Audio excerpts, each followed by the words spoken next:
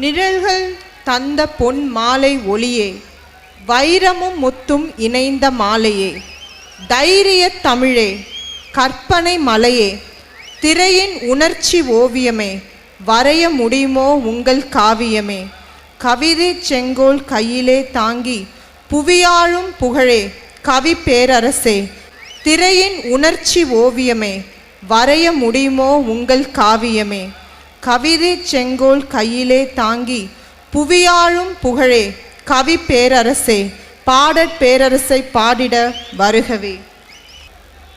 வரலாற்று சிறப்புமிக்க இந்த இனிய விழாவின் சிறப்பு விருந்தினர் முத்தமிழ் அறிஞர், தமிழ்நாட்டின் மாண்புமிகு முதலமைச்சர், என் தமிழ் ஆசான் கலைஞர் அவர்களே, இந்த விழாவின் பாட்டுடை தலைவன்,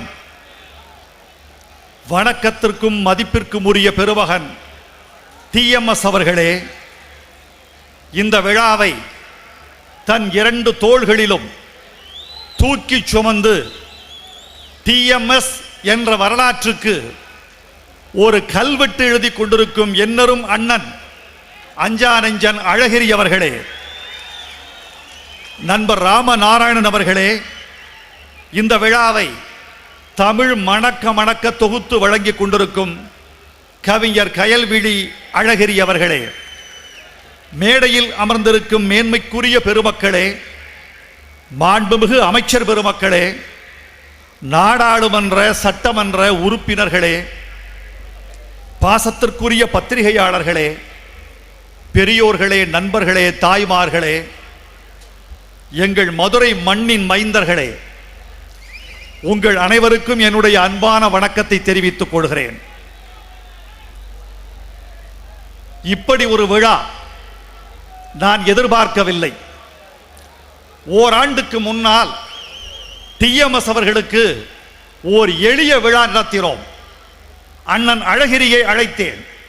அழைத்த போது சொன்னார், நான் TMS-இன் ரசிகர், இவ்வளவு சின்ன விழாவா நடத்துவது, நான் நடத்தி காட்டுகிறேன், நான் நடத்தினால் எப்படி இருக்கும் என்று வைரமுத்துவுக்கு தெரியும் என்றார்.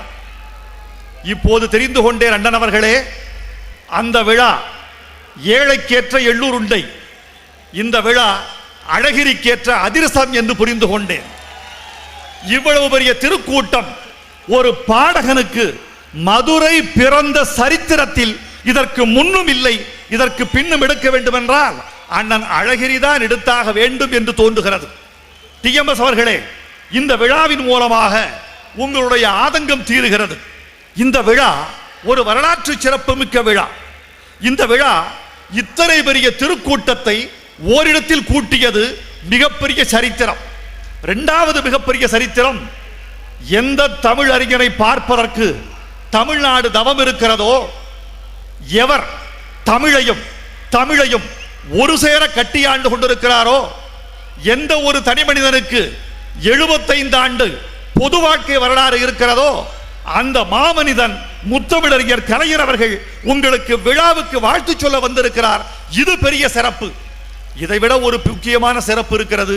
TMS அவர்களே, ஒரு மனிதனுக்கு அமெரிக்காவில் விழா நடக்கலாம், ஆஸ்திரேலியாவில் நடக்கலாம், லண்டனில் நடக்கலாம், ஆனால் எந்த ஒரு மனிதனுக்கும் சொந்த மண்ணில் விழா எடுக்க எவனுக்கும் யோகியதை இருக்காது.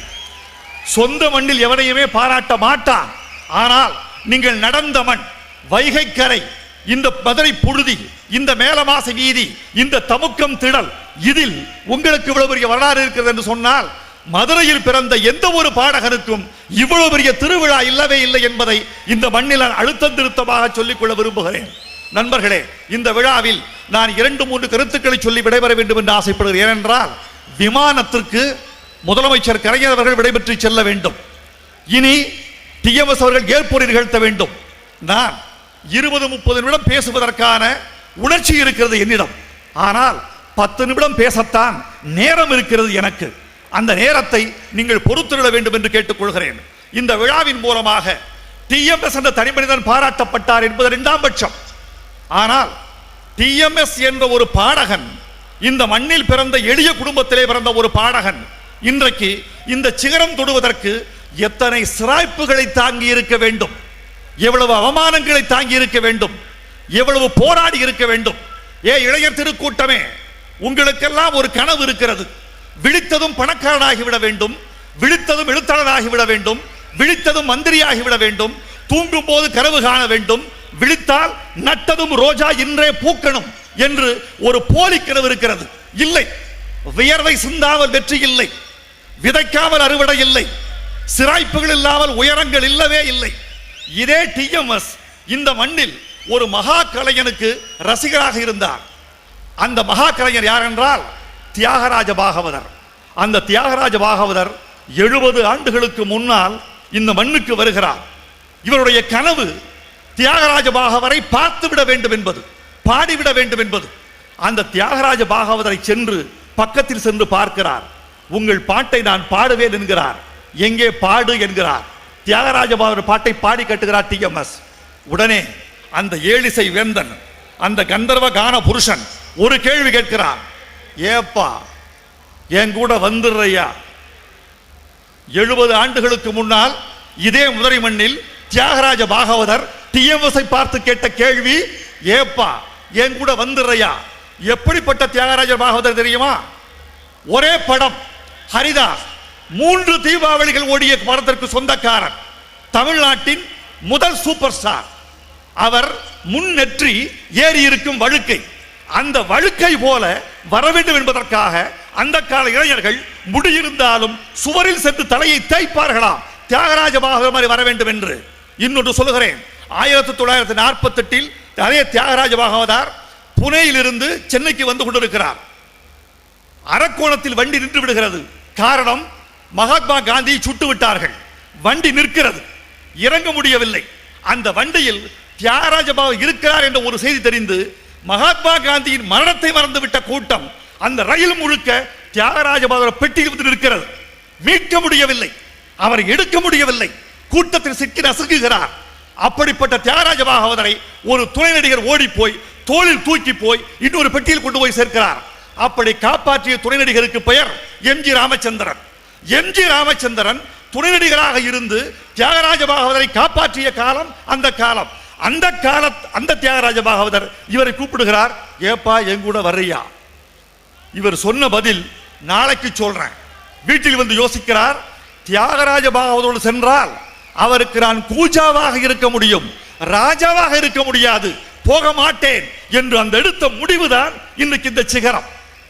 அவருடைய மிகப்பெரிய வெற்றி என்ன தெரியுமா? 4 பாடகர்கள் தமிழ் சினிமாவை கட்டி ஆண்டவர்கள். இசை சித்தர் CS ஜெயராமன், நம்முடைய கலைஞர் அவர்களுக்கு மைத்துனர், மூகா முத்து அவர்களின் தாய்மாமன். அந்த CS ஜெயராமன் தான் தமிழ் சினிமாவில் கொடிகட்டி ஆண்ட முதல் பாடகன். சிவாஜிக்கு பாடியவர், எம்ஜிஆருக்கு புதுமைப்பித்தருக்கு பாடியவர் அந்த CS ஜெயராமன். அடுத்து எம்ஜிஆருக்கு பாடிய சீர்காழி கோவிந்தராஜன், சக்கரவர்த்தி திருமகளுக்கு பாடியவர். அடுத்து திருச்சி லோகநாதன். அடுத்து ஜெமினிக்கு பாடிய AM ராஜா. ஒரு மதுரையில் பிறந்த ஒரு டிஎம்எஸ் வருகிறார். CS ஜெயராமன் அமர்ந்த ஆசனம், சீர்காழி கோவிந்தராஜன் அமர்ந்த சிம்மாசனம், திருச்சி லோகநாதன் அமர்ந்த சிம்மாசனம், AM ராஜா அமர்ந்த சிம்மாசனம். 4 பேரின் சிம்மாசனத்தை ஒரு மனிதனாக அமர்ந்த சரித்திர புருஷன் நம்முடைய TM சௌந்தரராஜன் என்றால் அது மிக இல்லை. அவரிடம் மிக பிடித்த விஷயம் இருக்கு, உச்சரிப்பு. உச்சரிப்பு என்றால் தமிழ் தன்னுடைய முழு பூரணத்தை வெளியே கொண்டு வர வேண்டும் என்றால் அந்த பாடலை TMS உச்சரிக்க வேண்டும், அல்லது இந்த இசைக்குயில் P சுசிலா உச்சரிக்க வேண்டும். பாட்டில் இவர்கள் உச்சரித்தால் தான் தமிழ் பூரணம் பெறுகிறது. ஒரு பாட்டு, இந்த பாட்டு பாட்டா என்று நீங்கள் சொல்ல வேண்டும். அவளா சொன்னால் இருக்காது, அப்படி எதுவும் நடக்காது, நடக்கவும் கூடாது, நம்ப முடியவில்லை. இது பாட்டா? அவளா சொன்னார் இருக்காது, அப்படி எதுவும் நடக்காது, நடக்கவும் கூடாது, நம்ப முடியவில்லை. இது பேச்சு ஒலியில் பின்னப்பட்ட ஒரு வசன நடை பாட்டு. இந்த பாட்டுக்கு இந்த மகா கலைஞன் உந்தியிலிருந்து உயிர் கொடுக்கிறான். அவளா சொன்னாள் இருக்காது. அந்த இக்கு மேல சஞ்சாரம் செய்து போகிற போது தமிழ் அப்படி தாவி போகிற போது விஸ்வரூபம் எடுக்கிறது. இந்த விந்தை டிஎம்எஸ் என்ற ஒரு குரலை தவிர எந்த குரலிலும் இருக்காது. இவர் தாண்டி வந்த பாதை கொஞ்சம் நஞ்சமல்ல. இவர் முதல் வாய்ப்பு பெற்றது எப்படி தெரியுமா தோழர்களே? இவருக்கு முதல் வாய்ப்புக்கு பரிந்துரை செய்தது தெரியுமா? உயர்தனை அல்ல, ஒரு அகிரணை. கிருஷ்ண விஜயம் என்ற ஒரு படம் சுந்தரராவ் நட்கர்னி என்ற மகா கலைஞன் இயக்குகிறார். கோவை சென்ட்ரல் ஸ்டுடியோ வாய்ப்பு கேட்டு நிற்கிறார். வாய்ப்பு கேட்டு போற டிஎம்எஸ் யாரை தெரியுமா பிடிச்சாரு? சுந்தரராவ் நட்கரியின் மனைவியை நட்பாக பிடிச்சார். போயிட்டு அந்த அம்மாவை போய் பார்த்தாரு. அந்த அம்மாவுக்கு காய்கறி வாங்கி தர்றது, வெங்காயம் அறிந்து தருவது, மாவாட்டுவது. இளைஞர்களை உங்களுக்கு சொல்லுகிறேன், இதான் நீங்க தெரிந்து கொண்ட விழாவின் message. What is the message of this function என்று யாராவது கேட்டால் அதுதான். டிஎம்எஸ் கடந்து வந்த பாதையை கடந்து வருவதற்கு தயாராக இருப்பவன் சினிமாவுக்கு வா, பொது வாழ்க்கைக்கு வா, உயரத்துக்கு வா. ஒரு நாளில் பூப்பதல்ல ரோஜா. அவர் பார்க்கிறார், அந்த அம்மாவுக்கு மாவாட்டி கொடுத்துக்கிட்டே சொல்றாரு, அம்மா நான் நல்லா பாடுவேன், உங்க புருஷன்கிட்ட சொல்லி எனக்கு ஒரு வாய்ப்புக்காகி கொடுக்க முடியுமா? இந்த குரலுக்கு வாய்ப்பு வாங்கி கொடுத்தது ஒரு உரல், ஆட்டு உரல். அது வாங்கி கொடுத்தது வாய்ப்பு. அப்புறம் வந்தார் மந்திரிகுமாருக்கு ஐயா அழைத்தார், கலைஞர் அழைத்தார். மலைக்கிழன் படம் தான் தமிழ்நாட்டில் கலக்கிய முதல் படம்.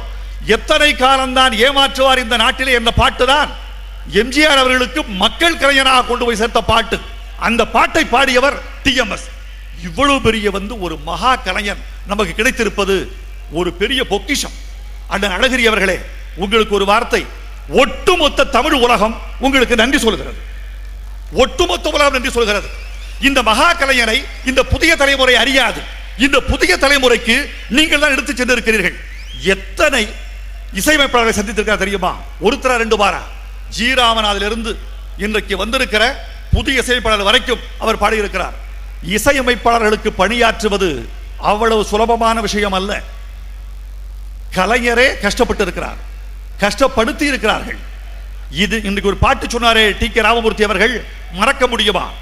சுசிலா அவர்கள் பாடி காட்டினார்களே காகித ஓடம். இந்த பாட்டு பிறந்த கதை தெரியுமா?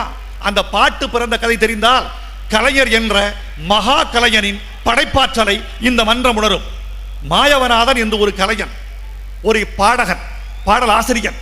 அவன் ஒரு பாட்டு எழுத மறக்க முடியுமாவுக்கு வருகிறான். இந்த நம்ம ராமமூர்த்தி அவர்கள் மிகச்சிறந்த அறிவாளி, ஞானஸ்தன். ஆனால் மெட்டு வாங்குவது கொஞ்சம் கஷ்டம், ரொம்ப தாமதமாக தான் கொடுப்பார்.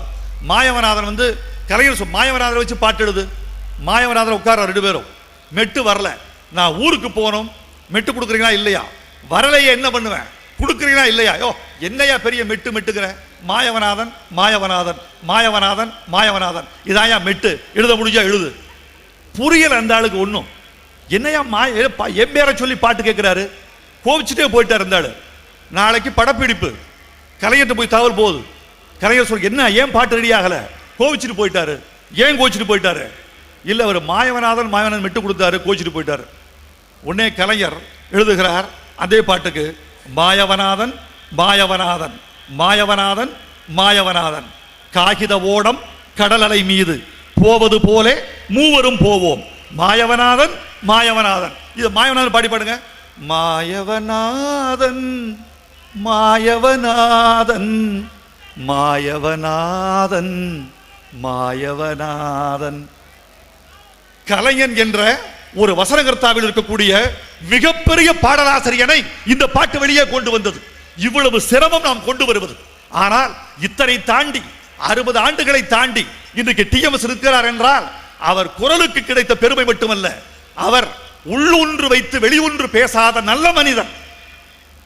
சங்கீதம் மட்டுமல்ல, இங்கிதமும் தெரிந்தவர், நல்ல மனிதன். அந்த மகா மனிதன் நமக்கு கிடைத்திருப்பது மிகப்பெரிய பெருமை. ஏ சௌராஷ்டிர சமூகமே, உங்களுடைய பாதங்களுக்கு எங்கள் வணக்கம்.